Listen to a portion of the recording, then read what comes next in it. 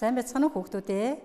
Өнөөдрийн хичээлээр байгаль их дэлхийгээ хайрлая сэдвээр Монгол хэл үндэсний бичиг иргэний ёс зүйн боловсролын хичээлийн багш нар та нартайгаа хамтран ярилцголно. За ингээд монгол хэлний хувьд эхийг задлах явцдаа байгалийн бохирдол доройтлын талаар баримт мэдээлэлтэй танилцсан. Үндэсний бичгийн хувьд үгийг зөв бичиж утгыг ялган тайлбарлана. Харин иргэний ёс зүйн боловсрол хичээлийн хувьд байгаль их дэлхийгээ хайрлан хамгаалах Монгол уламжлалт ухаанаас суралцголно. За ингээд хүүхдүүдээ багшийнхаа чиглүүлгийн дагуу анхаарал төвлөрүүлэх дасгалаа хийгээрэй. За саналынхаа 3-1 дээр суугаарай. Гарын 2 алгыг дээш харуулан өвдөг дээрээ тавиарай. Одоо хамрын үзүүрээ хараарай. Чи өөрийгөө өндөр уулын хавцлаас хоржгонон урсаж байгаа горих хэмээн төсөөлөөрэй. Чи юу мэдэрч байна вэ?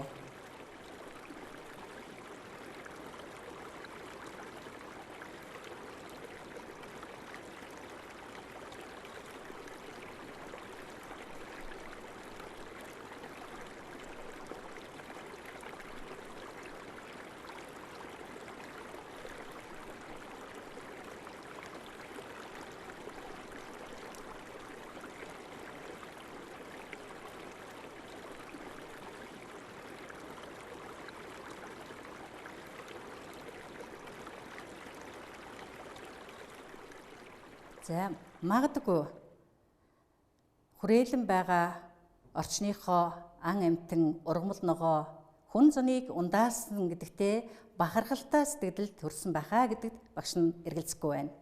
Ингээд дараагийн зурагт анхаарлаа хандуулъя. За зургийг сайтар ажиглаарай. Чиний эргэн тойрны ой мод цэцэг ургамал бүгд шатаж байна гэж төсөөлөөрэй. Чамд ямар сэтгэгдэл төрж байна вэ? Энэ хэний буруутай үйл ажиллагаа вэ? Эргцүүлэн бодоорой.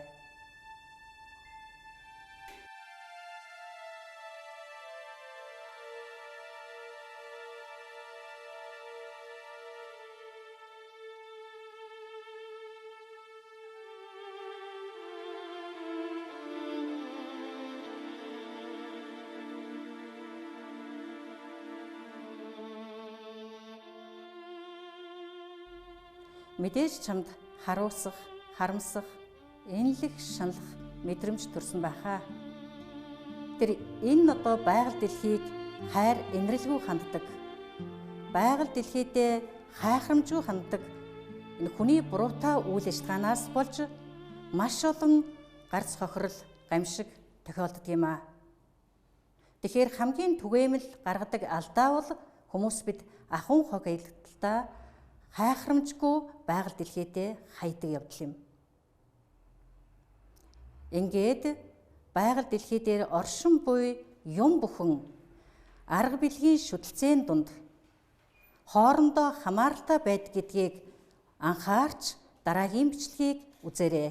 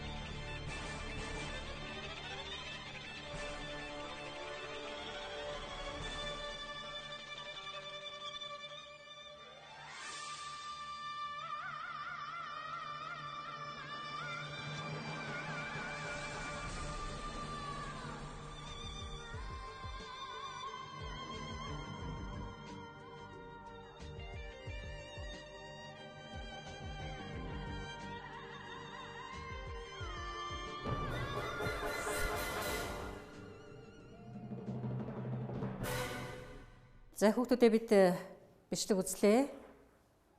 Тэр магадгүй одоо байгаль их дэлхийд яг одоогийн байгаа хандлагаараа хандаад байвал 500 мянган жилийн дараа гэхэд бид ийм байдалд хүрч болох юм.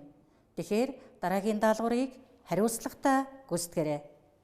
Нэгдүгээрт нь үзсэн бичлэгт ямар асуудал дэвшүүлсэн байна вэ? Хоёрдугаар асуулт: байгаль их дэлхийтэйгээ хүмүүс бид хэрхэн харилцдаг вэ?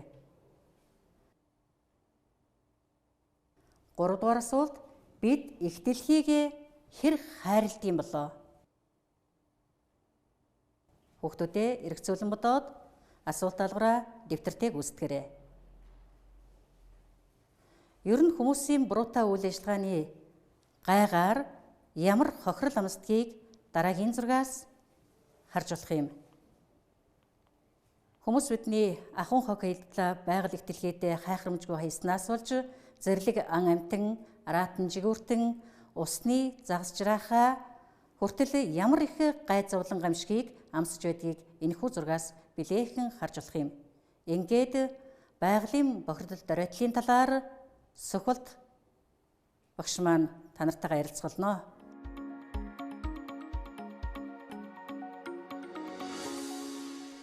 Сайн байцгаана уу хүүхдүүдээ. Монгол хэлний хичээлээр байгаль их дэлхийг харилцагтай холбоотой бохирлох гэдэг бичлэгтэр ажиллах болно. Бохирлох гэдэг ихийг та бүхэнд уншиж танилцуулъя. Суурьшил эргэншлээс үүдэн гардаг тэнэглэл. Хүн төрлөختнийг цаг бусын мөхөлд хүргэх аюул бол байгаль дэлхийг бохирдуулсан хийгээд бохирдуулсаар байгаа хүмүүсийн ухаангүй үйлдэлүүд. Байгаль дэлхийн бохирдлын урхах нь зөвхөн устж үгүй болж байгаа амьтан ургамал, эрдэс чулуулаг бус. Бохирдлын урхагаар шин болж байгаа амьтан ургамал, эрдэс чулуулаг юм. Шинээр болж байгаа юмсийн гайгаар ямар аюул нүрлэхийг хүн өнөөдөр төсөөлөгч үгүй байна. Нэгэн жишээ татъя. 1986 оны 5 дугаар сарын 18-ны өдрийн үнэн сонины мэдлэгт тусал нэмэр болонд Австралийн цэргийн баазын ойролцоох нэгэн дахианы аж ахуйн дахиа тэг дөрвөлжин өндөг гаргажээ. Ёс бусын энэ явдал цэргийн том нисэх онгоцнуудын дуу чимээнээс болсон байж болзошгүй гэж таамаглаад л өнгөрчээ гэсэн нийтлэл гарсан билээ.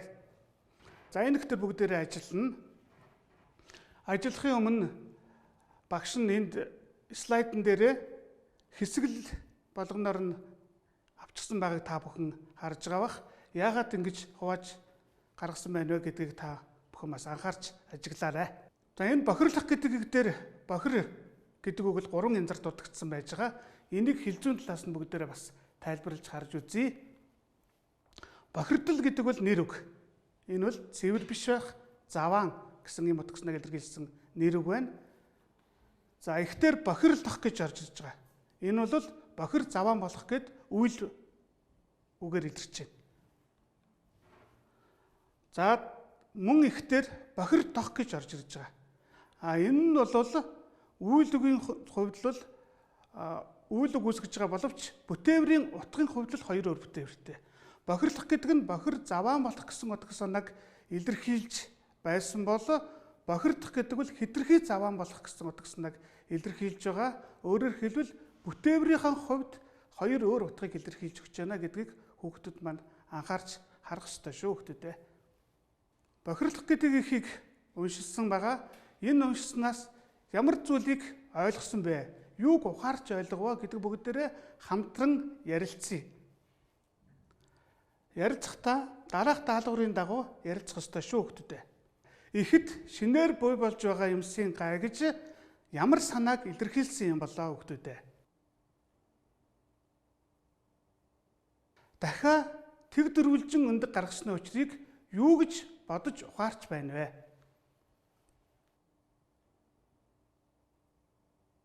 Бохирдлын урхаг нь юунд илүү нөлөөлж болох вэ? Энэ талаар та бүхэн маань эргцүүлэн бодоод дэвтэрдээ тэмдэглэл хөтлөөрэй. За тэмдэглэж авсан зүйлээ баримт их дээрээс байгаа баримт нотлоготой гаргаж ирсэн байх гэж ингэж бодож байна. Шинээр буй болж байгаа гай гэж ямар санааг илэрхийлж байгаа юм бол. Эхтэр ямар баримт байна вэ? Тэгэхээр эхтэр бол нэгэн баримт байж байгаа.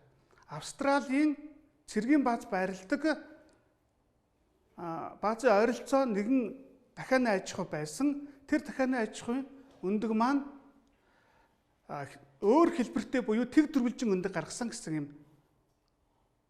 баримт байгаа.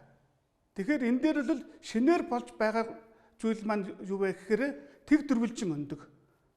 Өөрөөр хэлбэл энэ тэг дөрвөлжин байх гэдэг маань хэвэн үзэгдэл мөн үү?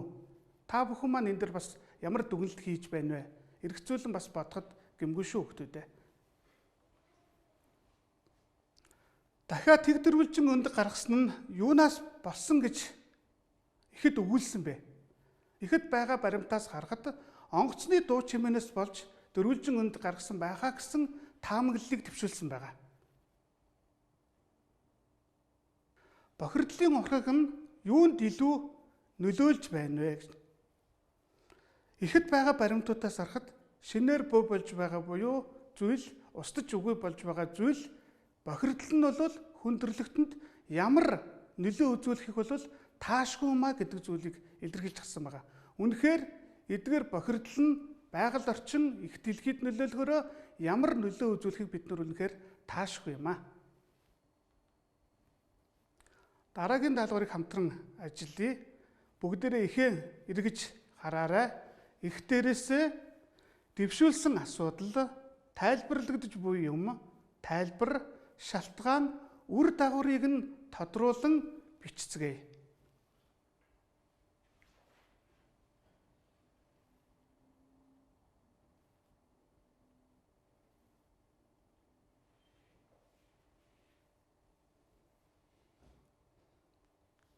За хүүхдүүд маань дэвшүүлсэн асуудал, тайлбарлагдж байгаа юм, тайлбар, шалтгаан, үр дагаврыг тайлбарлан бичсэн байх гэж бодож байна. Багштайгаа тулгаж хариултаа харъя. Тайлбарлагдж байгаа юм нь юу гэж илэрхийлж гарч байна вэ хүүхдүүд? Тэгэхээр тайлбарлагдж байгаа юм нь бол бохирдол буюу бохирлох. Бохирлох хуулийг бол энэ их дээр тайлбарлагдж байгаа юм гэж авч үзэж болно. Энэ бохирлох хуулийг хэрхэн яаж тайлбарлаж байна? За нэгдүгээрт нь хүмүүсийн ухаангүй үйлдэлүүд энэ бохирлох үйлд нөлөөлж байна гэдэг зүйлийг илэрхийлж өгсөн байна. За хоёрдугаарт устж үгүй болж байгаа амьтан эсвэл шинээр буй болж байгаа ургамал, амьтан, эрдэс чулуулаг бол энэ бохирлох зүйлд бас шалтгаан болж орж ирж байгаа гэдгийг дурдж өгсөн байгаа. Мөн шинээр болж буй зүйл нь хүн төрлөختөнд ямар аюул болохыг төсөөлшгүй юм а гэдгийг мөн адилхан энэ бохирлох хууль дээр дэлгэрүүлэн тайлбарлаж өгсөн байгаа. Мөн Австралийн нэгэн цэргийн баазад тохиолдсон үйл явдлыг жишээ баримттайгаар дурдж өгсөн байна. За энэ дээрээс эргээд харахаар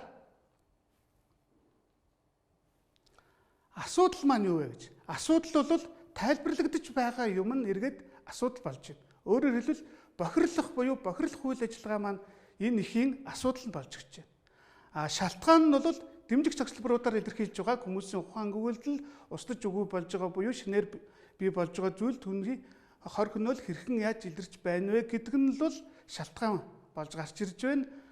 Үр дагавар нь бол Австралийн нэгэн цэргийн баазд тохиолдсон үйл явдлыг бол жишээгээр гаргаж ирж байгаа нь ихийн үр дагавар нь болж ирж байна гэж ингэж ойлгож болох юм аа.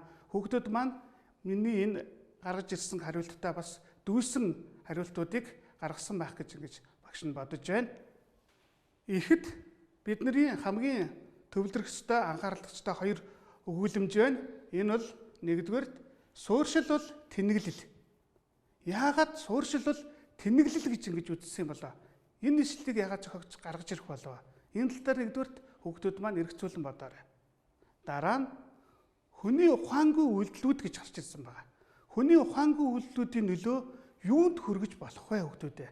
Энэ талаар эргцүүлэн бодоод дэвтэртээ тэмдэглэл хийгээрэй хүүхдүүд.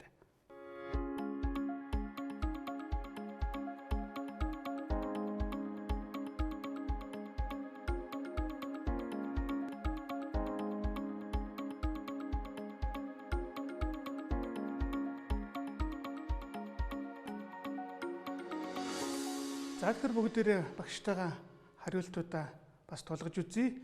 Миний энэ хариултуудаас гадна өөр сонирхолтой сайхан хариултуудыг хүүхдүүд маань гаргаж ирсэн байх гэж ингэж бодож байна. Суурьшил тэнэгэл гэдгийг ямар үүднээс яагаад бичсэн болоо гэдэг тал дээр бүгдээрээ авч үзье. За монголчууд бид нар л нүүдлийн соёл иргэншилтэй ийм уламжлалт ёс заншилтай ард түмэн. Суурьшил бий болсноороо уламжлалт хэв маяг зан үйл зан заншилд илүү нөлөөлж байгаа гэдгийг бол та бүхэн бас анхаарч байгаа. Тэр зорилгоор энийг оруулсан байхыг бас үгүйсэхгүй юм. Дараа нь хүн амын суурьшил бий болсноороо хүн амын нягтршил бий болно. Нягтршил бий болно. Би нэгэн жишээг энэ дээр дурдъя. Улаанбаатар хот бол 4.7 мянган метр квадрат газар нутагтай. Энд 1.3 сая хүн ам суурьшиж байгаа. Ингээд бодоод үзэхээр бид нар энэ газар нутгийн маань нягтршил ямар байна вэ? Дараагийн нэг хүчин зүйл нь бол үйлдвэржилт. Үйлдвэржилт бол хүн төрөлхтөнд эерэг нөлөөтэй. Гэхдээ үйлдвэржилт хэдий ч нэ хурдцтай хөгжин төдий ч нэ байгаль орчиндөө нөлөөгөө үзүүлж ядгаа гэдгийг бид нар бас мэдж байгаа. Энэ дээр нэгэн жишээ дурдахад Улаанбаатар хотод арьс ширний томоохон 34 үйлдвэр байдаг. Мөн энэ чиглэлээр үйл ажиллагаа явуулдаг 100 гаруй жижиг дунд үйлдвэр байдаг юм байна. Энэ үйлдвэрүүд үйл ажиллагаагаа явуулаад энэ үйлдвэрийн 80% нь туул гол руу бохирдлоо гаргадаг гэж бодохоор энэ маань ямар үр дүнд хүрч болох вэ? Дараагийн хүчин зүйл бол агаарын бохирдол. Бид бүхэн бол маш сайн мэдж байгаа өнөөдөр Улаанбаатар хотод амьдарч байгаа хүүхдүүд бол илүү бодтой мэдэрч байгаа гэж бодож байна. Өөрөөр хэлбэл Улаанбаатар хотын гудамжаар өдөрт дунджаар 150 мянга түүнээс ч илүү автомашин зорчдгоо гэсэн судалгаа байдаг. Тэгэхээр энэ автомашинаас гарч байгаа утаа, дээрэс нь үйлдвэр завууд, өрхөөс гарч байгаа утааны маань бохирдол агаарт хэрхэн яаж нөлөөлж болох вэ? Энэ талаар бас хэрэгцүүлэн бодоход гэмгүй хөвгтөд. За сүүлчийн хүчин зүйл бол хөрсний бохирдол. Хөрсний бохирдол ямархуу түвшинд байгаа вэ гэдгийг бол та бүхэн маань бас тодорхой хэмжээгээр мэдэрч ойлгож байгаа гэж би бодож байна.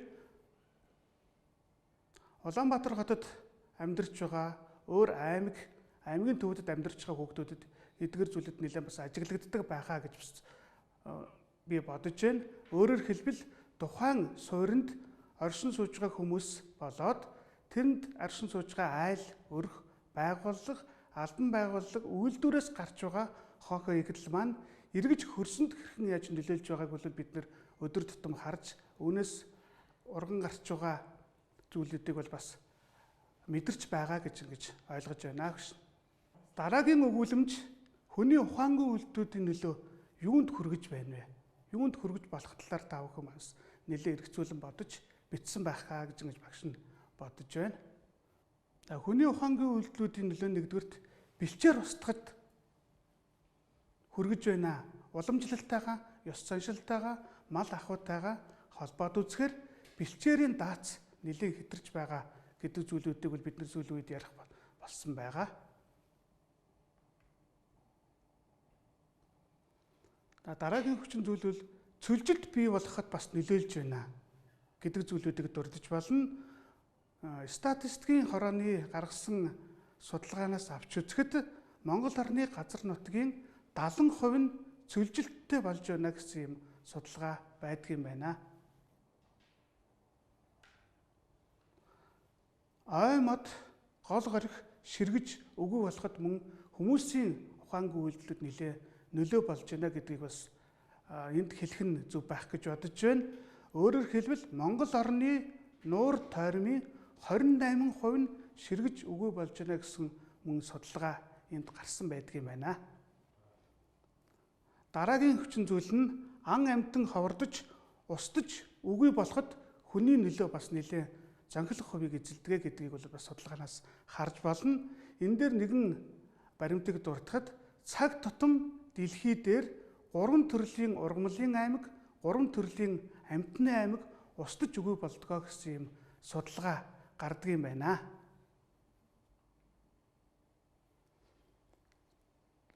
хүний ухаангүй үйлдэлүүдийн нөлөөнд бий болж байгаа бас нэгэн зүйлдэл түрүү ихтэрээс гарч ирж байгаа шинээр бий болж буй юмс. Шинээр бий болж буй юмс эрдэс чулуулаг ургамал гэдэг зүйлийг бид нэр өмнөх ихтэрээ бас харсан байгаа. Энэ нь бол хүний бас нөлөө нэлээд орж байна. Энэ дээр ямар зүйлүүдийг дурдж болох вэ гэхээр бид нар хамгийн их мэдээлэлтэй байдаг, хамгийн их сонсдог зүйлүүд л гений өөрчлөлттэй амьтан, гений өөрчлөлттэй ургамал, бордоо гэх мэт зүйлүүдийг болцсон нэлээ зурагт радио мэдээлэл хэрэгслүүдээс олж сонсдгоо гэж ингэж багш нь бодож байна.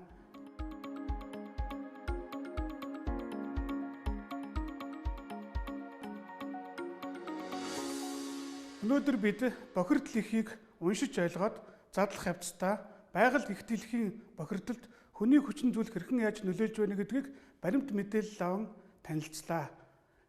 Энэ эхийг үндэсний бичигт хөрвүүлэхдээ юунд анхаарах ёстой вэ? Зөв бичгийн дүрэн болон утга ялгааgus юу байгаа вэ гэдгийг завсралгын дараагаар үндэсний бичгийн хичээлээр үргэлжлүүлэх болно.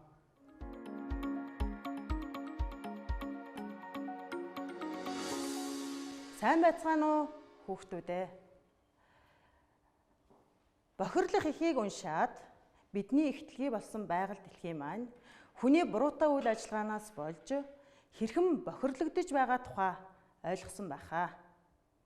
Одоо бүгдээрээ Монгол бичгийн хичээлээр бохирлох гэсэн эхээ хэрхэн хөрвүүлснийг ажиглан хамтдаа уншицгаая. Багшигаа дагаад уншаарай. Бохирлох сууршил иргэншлээс үүдэн гардаг тэнэглэл.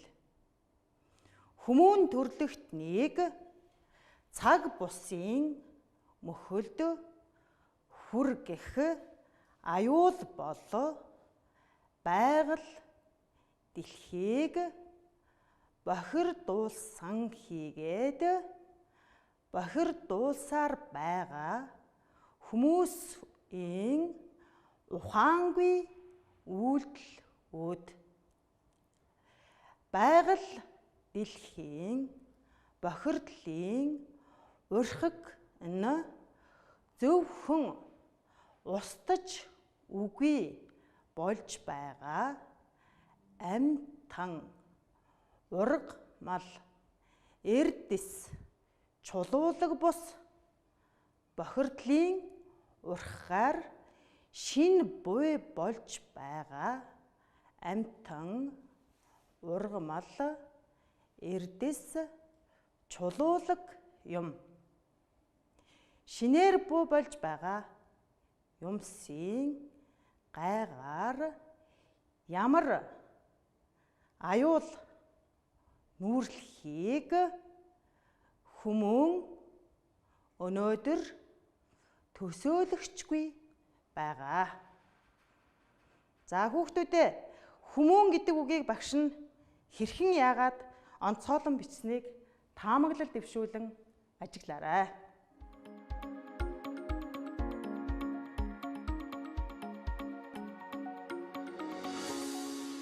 Нэгэн жишээ татъя.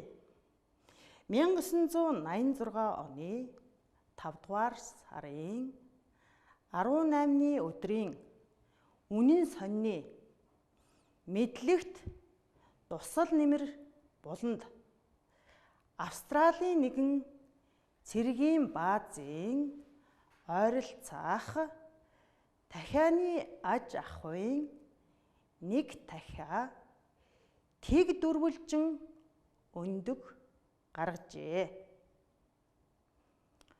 Ёс бусын энэ явдал цэргийн том нисэх онгоцнуудын дуу чимээнээс болсон байж болзошгүй гэж таамаглаад л өнгөрчээ. Гисэн зүйл нийтлэгдсэн билээ. За хүүхдүүдээ Монгол бичгийн эхтэр тодруулан тэмдэглэсэн хүмүүн гэдэг үгийн утгыг багш нь тайлбарлаж өгье. Хүн гэдэг үгийг хүмүүн гэж бичдэг. Хүмүүн гэдэг үгийг галигт хүмүүн гэж тэмдэглэлээ. Хүмүүн гэдэг үгний хүү бүтээвэр нь илүү хүчрэхэг гэсэн утгыг илэрхийлж байгаа. Мүү бүтээвэр нь буй байгаа гэсэн одоо цагийн утгыг илэрхийлж байгаа. Энэ бүтээвэр нь амьтан гэсэн утгыг илэрхийлж байгаа гэж хил шинжлэлийн эрдэмтэн буян тогтох нэгэн эрдэм шинжилгээний өгүүлэлдээ тэмдэглэжээ.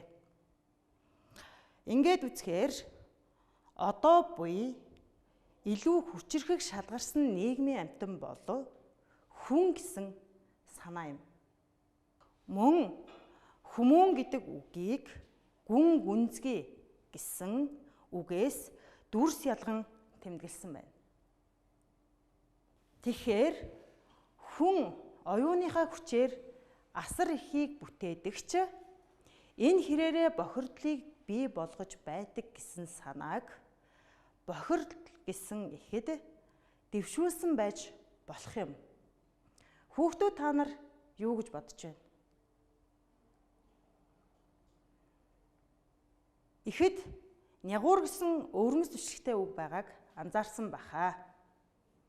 Нүүр гэдэг эм үгийг эм үгийн гээгээр нэгүр гэж бичиж болохгүй юм муу гэж асуух байх. Хүний дотоод сэтгэлийн илэрхийлэл нүүрэнд нуугдаж байдаг гэж яагаад бүтээлчээр сэтгэж болохгүй гэж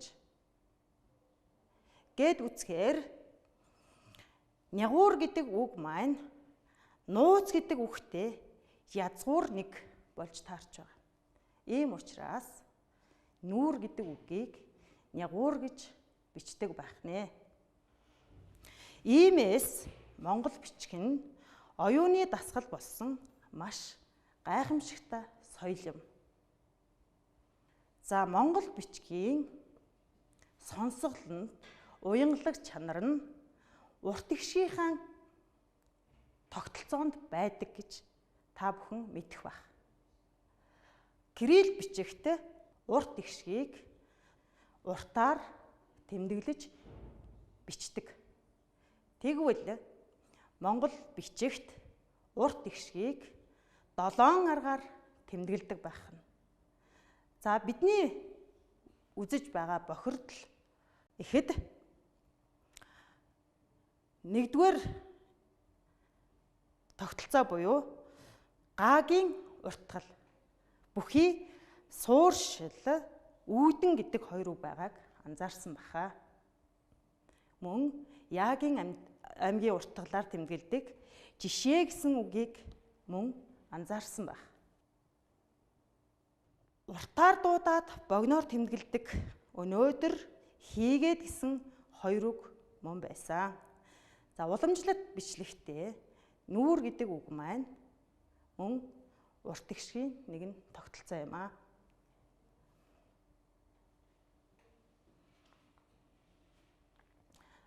За монголчууд бид байгаль их дэлхийгээ хамгаалах арга билгийн ухаантай ард түмэн билээ. Энэ арга билгийн ухаан нь бидний Монголын уламжлалт ёс заншилд хадгалагдан өвлөгдөн үлдсэн байдаг. Монголын уламжлалт ёс. Монгол билэгдлийн нөгөө тал нь цээр юм. Билэгдэл цээр хоёр нь арга билгийн шүтэлцээтэй оршиж монголчуудын уламжлалт соёл зан үйлийн цөм болж байдаг онцлогтой. Тэгэхээр хүүхдүүдээ байгаль орчныг хамгаалах Монголын ямар уламжлалт цээрийн ёс заншил байдгийг иргэний ёс зүйн хичээлээрээ хүлээн авч үзээрэй.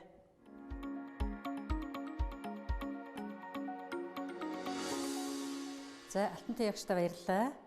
Ингээд нүүдэлчин соёл иргэншилтэй монголчуудын хувьд уул ус газар дэлхий хөхмөх тэнгэртээ шүтэж ирэх шүтэн барилгаатай байсан ийм уламжлал бий юм аа.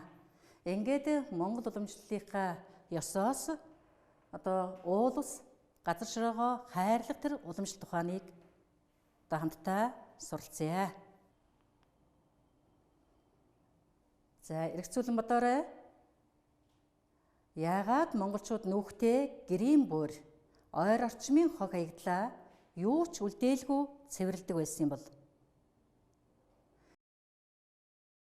Газар шаасан гацыг суглан авахдаа нүхийг нь заавал шороогоор битүүлэн болдог байсны учрыг та нар юу гэж бодож байна вэ?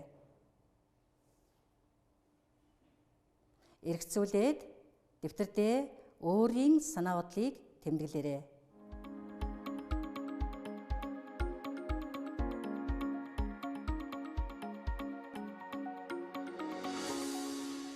За, эргэцүүлэн бодоод тэмдэглэсэн зүйлээ багштайгаа тулгая.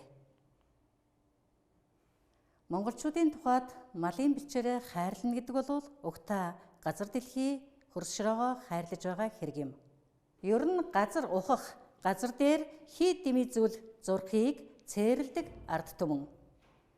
Энэ нь хөрс шороогоо хайрлаж байгаа төдийгүй газрын эзнийг хэлэгнүүлж уурлуулахгүй байхыг хичээж байгаа шүтлэг бишрлийн зан үйлтэй хамааралтай юм а. За, дараагийн уламжлалт цэрийн ёсны учир шалтгааныг тунгаан бодоорой. Монголчууд хамгийн үзэсгэлэнтэй сүрлэг сайхан уул нуруугаа онцгойлон үзэж, онголон тахиж ирсний учир нь юу вэ? Ингэж тахихдаа тогтсон цаг хугацаанд уул усаа тахиж зан үйлийг үйлддэг. Энэ зан үйлийн учир нь юунд оршдох юм бол? Яагаад тахиж тайдаг газар нутгийн өвс ургамал, хөрс шороо, хад чулуу, ан амьтанд гар хүрхийг цээрлдэг юм бол? Дотроо эргэцүүлэн бодоод санаагаа дэвтэрдээ тэмдэглээрэй. Хүүхдүүдээ байгаль дэлхий уул усаа хайрлан хамгаалж ирсэн энэ цэрийн зан заншлаас аав ээж, ах эгч, өө эмээгээсээ асууж лавлан нэмэлт тэмдэглэгээ хийгээрэй.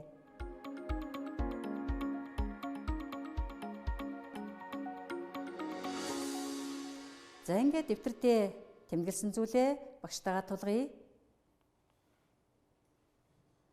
Монголчууд уул овоогоо тахин шүтэж, аргадан биширч хайрлан хамгаалж, төрийн болон орон нутгийн хэмжээнд тахилгын ёслолыг эртнээс нааш үйлдэж ирсэн.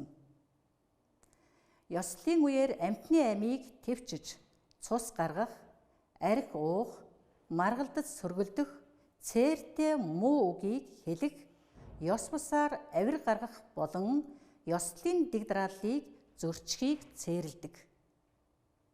Хэрвээ энэ ёсыг зөрчвөл газар усны эзэн лус савдаг уурлан хилэгнэж байгалийн гинтийн аюул болж хүм малд гай болно гэж үздэг байна.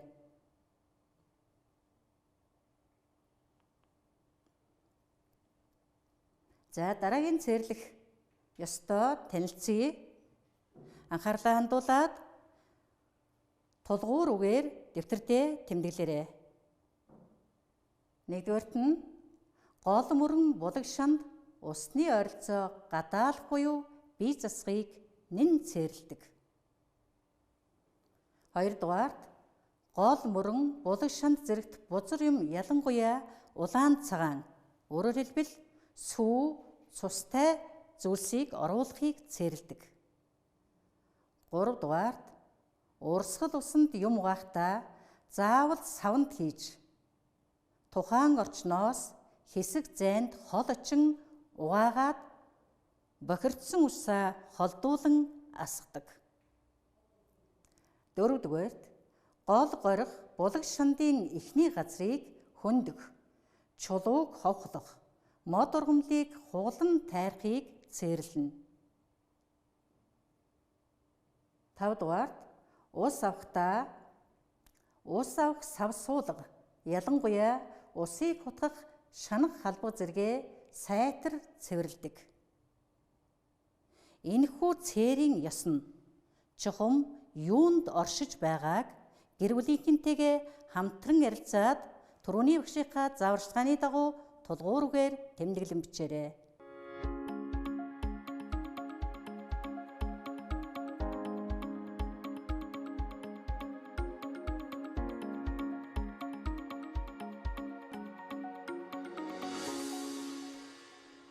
За, усаа хайрлан хамгаалах энэ их арга ухааны цаана байгаль дэлхийн бохирдол доройтлоос сэргийлж байсан байх юм.